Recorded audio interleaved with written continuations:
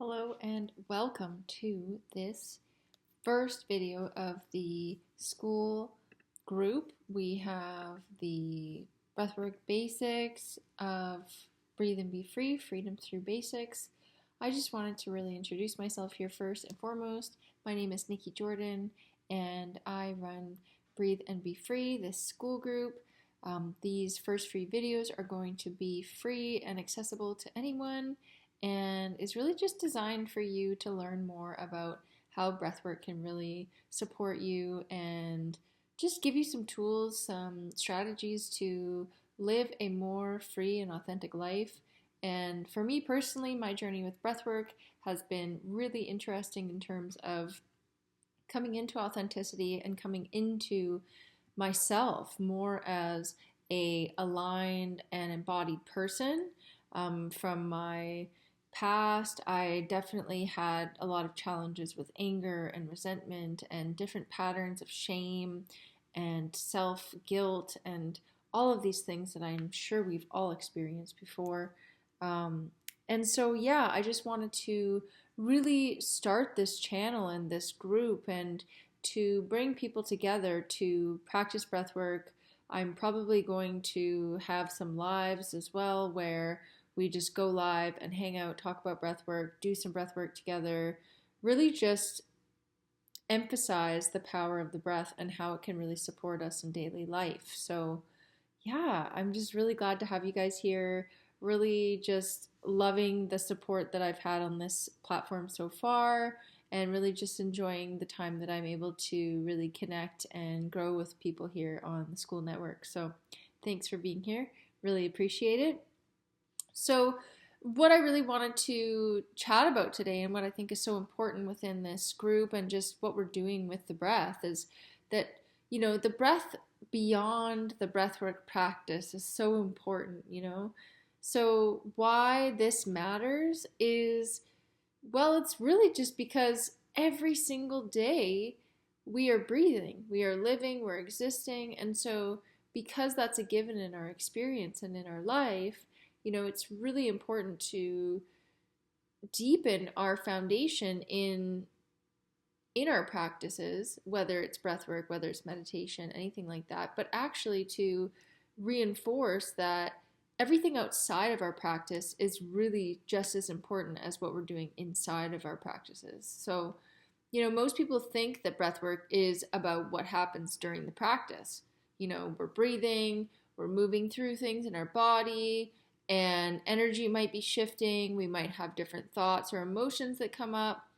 And really, this is some of the most foundational work that we can have in breathwork and is so powerful. But really, the truth is, the real transformation happens in the breaths you take for the rest of your day, the other 23 hours of your day.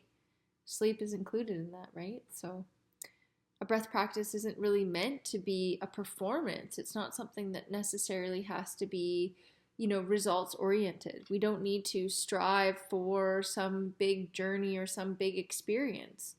It's really for us to train and to be in a state of foundational understanding. So as we go through any of the breathwork practices and work with this more live together here on Skool, we're going to learn that it's really just an eternal practice and how we can learn more about our bodies, learn more about our nervous system, just really deepen into our sensory environment around us and our sensory landscape within us. These are all just big pieces of the puzzle of our entire breath experience. So inside the practices that we'll have, we are going to slow things down in a way that the nervous system can really come back to safety. So coming back into an understanding physically that, I'm held, I'm supported, I'm okay, that things are actually able to be worked through and that we are capable of doing the things that we're working through within our breath practice. And also that we're here to help the body to learn how to understand those edges of discomfort and to come back to stability, come back to regularity and regulation. We also teach the body how to breathe efficiently and to essentially show up more activated and more aware of our state of being outside of the breath work, right? So just keep in mind that when we are practicing here, that it's more about doing more with less rather than it is trying to make a big effort of what we're doing. So, and mechanically, what we can talk about within this, and we'll talk about it quite a bit as the time together in our group goes on, that there are mechanics that are at play with this as well, right? So the way that our diaphragm essentially is pushing our organs down into our pelvic bowl, this pelvic area of our body where the pelvis sits, and it's almost as if our organs come down as the diaphragm is essentially pulling downwards, and air is being brought into the lungs through that pulling, and the organs are coming down into the pelvic area there, into this like pelvic opening. We're really setting the foundation within our physical body to have the diaphragm move in the most efficient ways possible. So really, when we go into this and recognize that the diaphragm itself is actually influencing where our organs are going to sit during our breath practice, where our pelvis, our hips, our tailbone might be while we're breathing, this is all really foundational to being aware of these pieces, again, outside of the breathwork practice. And this is going to really support us with spinal stability and posture and core engagement, because when we can engage our core and recognize the engagement and the letting go, right? We're releasing, we're letting go, we're just letting our body be. And when we're engaged, the contrast of that surrender, of that letting go, and of the engagement, it really gives us an awareness of, okay, where am I holding? Where am I holding on to things in my life? Where am I holding on to the breath? Like maybe I'm holding my breath, and my diaphragm is, pushing my rib cage out, and my pelvis is actually out of alignment because all of those parts of my rib cage, my diaphragm, parts of my thoracic cavity are actually turned in a way that doesn't support my pelvic foundation, doesn't support where my tailbone is meant to sit, doesn't support where my hips can sit when I'm doing daily activities, right? So these things are really, really important in the breath. And again, like we're taking it outside of the breath work practice and recognizing that connection and that piece around our daily life. So, I really sincerely hope that when we are working together in these live videos, when we are talking more about things in the group and connecting and engaging, that there are tools and there are pieces here that you can take with you and play around with, in your day, right? I also want to emphasize that any of the breathwork practices we're doing are for 18 plus. So everybody over the age of 18 can join us in the breath practices. If you want to just learn more, you're welcome to just learn more about the foundational work that I have been doing and continue to do with breathwork. But I will also recommend to anyone who is here that if you have a history of any kind of heart issues, any, blood pressure or other related disorders, if you are working through any kind of mental health issues or severe manifestations of PTSD, then I would advise you to consult a doctor before engaging in breathwork practices. As well, anybody who may be pregnant or is pregnant, we encourage you to not hold your breath. That's a really big part of our ethics around breathwork, is that these pieces really need to be respected and to keep in mind as you are doing the work that we're doing here.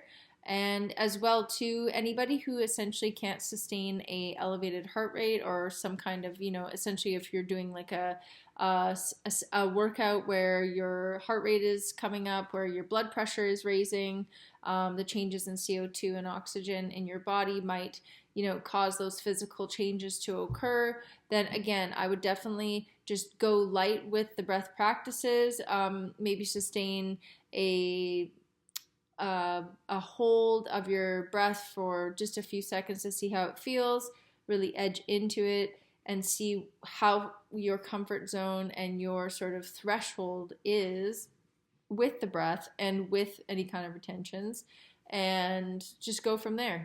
Just really feel into your body and where you're at within your experience and practice. And just know, really just listen to your body. If it feels weird, if you start to get a headache, if you feel lightheaded, just draw it back to natural breath, breathing in through the nose, and just sort of keeping it simple. So just some things to note around what we're going to do here. And, the last thing I want to talk about is why a consistent breath practice can be supportive for our life. And number one, I already mentioned this, but that diaphragmatic function and how it relates to our pelvis, to the positioning of our hips, of our rib cage, really being able to also sustain different things in our lives, whether it be activities, workouts, maybe it's even, just breathing heavily for a sustained period of time in whatever activity that might be.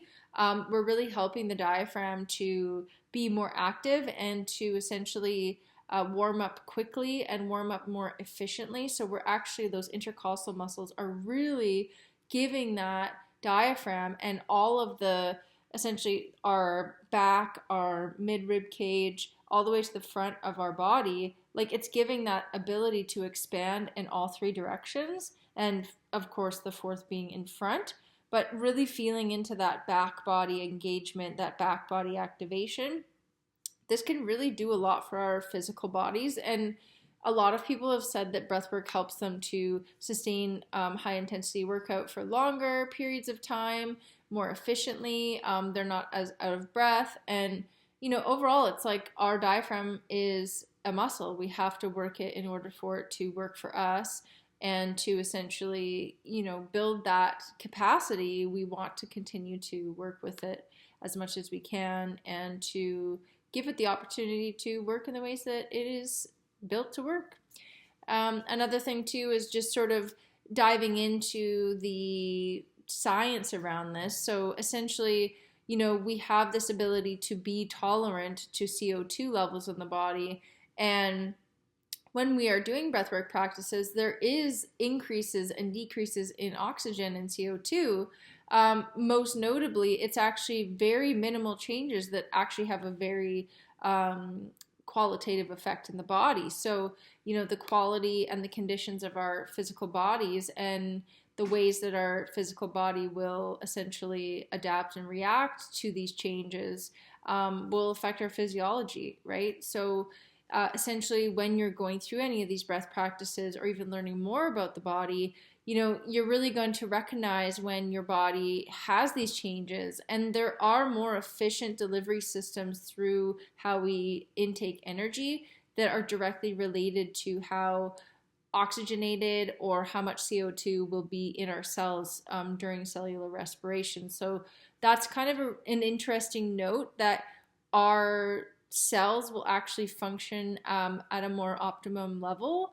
And, depending on what we're doing, we could also be depriving our bodies of some things temporarily to then rush and flood the body with certain chemicals and proteins after a breathwork session, let's say, to, restore and revitalize the body. So, if anything, that's a really exciting thing to experience, especially if we're going through any kind of physical health issues or just challenged by, some of our sustained practices, or, maybe we're just burnt out. Like, this can really help with a lot of those things. And then as well, one thing to note, and one thing I want to close out with here, just being aware of time and being aware of your precious time as well, is that, we really can focus on this awareness outside of our practice. And I really want to prompt you now to think about this.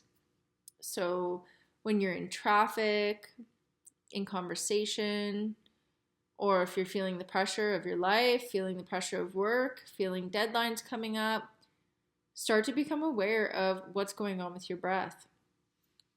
What is your breath doing in that moment?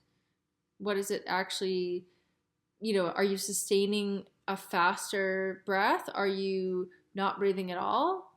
Is there some change in either your mechanics of your breath or how your body is actually breathing?